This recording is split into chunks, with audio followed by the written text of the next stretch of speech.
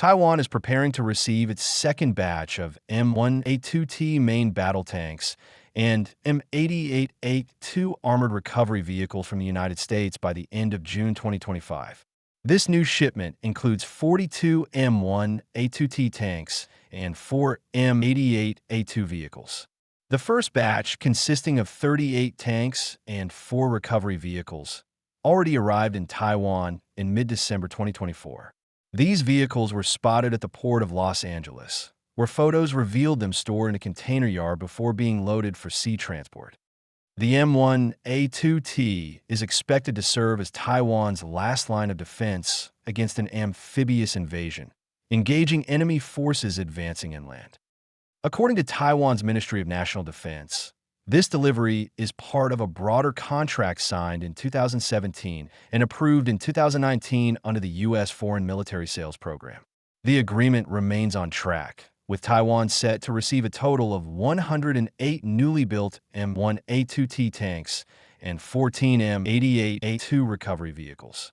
The final 28 tanks are scheduled for delivery in the first quarter of 2026. The M1A2T configuration incorporates most of the features found in the M1A2 SCPV-3 variant, excluding U.S.-only components such as depleted uranium armor. These tanks are equipped with advanced digital architecture, improved networking systems, and enhanced power management. They support the use of programmable ammunition, like the M1147 Advanced Multi-Purpose Round, with options for airburst, point detonate, and delay fusing. Other key features include the low-profile common remotely operated weapon station and the improved forward-looking infrared sensor designed to enhance target engagement while on the move or under poor visibility conditions. As of June 2025, Taiwan's Army has received 38 M1A2T tanks, which are currently being used by the 584th Armored Brigade for conversion training under the Army's Armor Training Command. Based in Hsinchu, the 584th is expected to be one of the first frontline units to deploy these tanks. From June 18th to 27th, the brigade will conduct the first live-fire exercises using the M1A2T at the newly constructed Kangzaka Training Field in Hsinchu County. Taiwan's Ministry of Defense stated that the main firing platform at the facility was completed in May 2025. The range allows for a maximum ballistic elevation of 609 meters and maintains a minimum safety radius of 5.56 kilometers, meeting the requirements for firing 120mm tank rounds. Meanwhile, work continues on a subcaliber training range at Chang'an Barracks, expected to be completed by 2026. A report submitted to the Legislative Yuan confirms that construction is currently ahead of schedule by 5.51%. In addition to training ranges, Taiwan's Ministry of Defense has allocated about 648.93 million new Taiwan dollars for supporting infrastructure related to the M1A2T project. Although the tanks are already in service, associated facilities, such as subcaliber firing ranges and tactical driving courses, are still under construction. Training will be conducted in phases: basic, intermediate, and advanced modules, covering everything from driving and maneuvering to tactical operations. These courses will initially take place at Chang'an Barracks, eventually transitioning to Kangzaka as construction wraps up.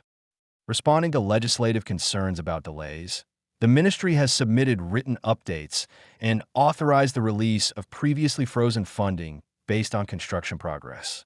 As of early 2025, drainage, water supply, and temporary disaster mitigation systems are proceeding on schedule, with coordination meetings underway to ensure the training timeline aligns with construction milestones. The M1A2T will primarily be stationed in northern Taiwan.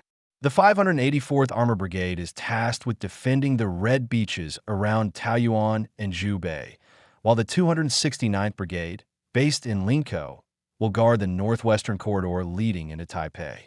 10 tanks are being held back for training purposes, with the remaining vehicles assigned to operational brigades like the 584th and 269th.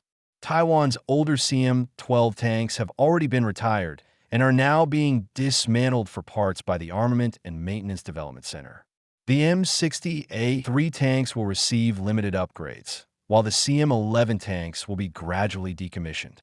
Officials are considering a formal commissioning ceremony for the M1A2T tanks following their initial evaluation. The ceremony is expected to follow live fire certification exercises at the end of June and the formal operational deployment of the first frontline units later in 2025.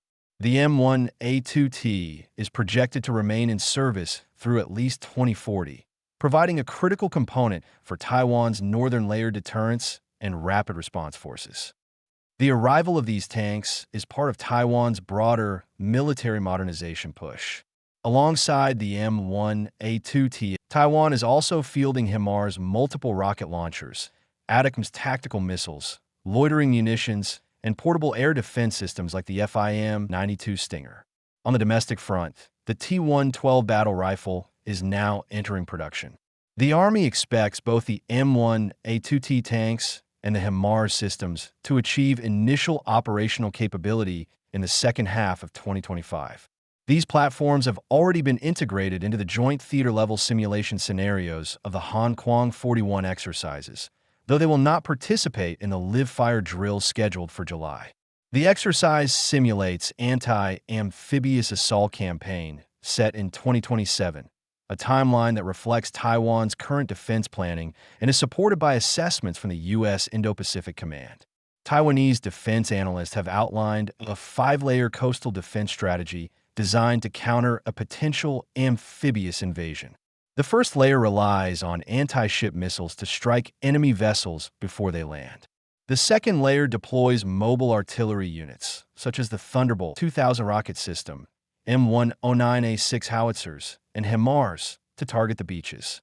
The third layer features attack helicopters, including the AH-64E Apache, to engage enemy armor and infantry shortly after landing. The fourth layer consists of coastal missile companies tasked with controlling choke points and delivering coordinated fire support to frontline units. The fifth and final layer brings in armored ground forces, particularly the M1A2T tanks, to conduct mobile counterattacks, intercept enemy advances, and recapture breached areas. This layered strategy aims to inflict early attrition, maintain engagement depth, and ensure localized fire superiority in key coastal zones.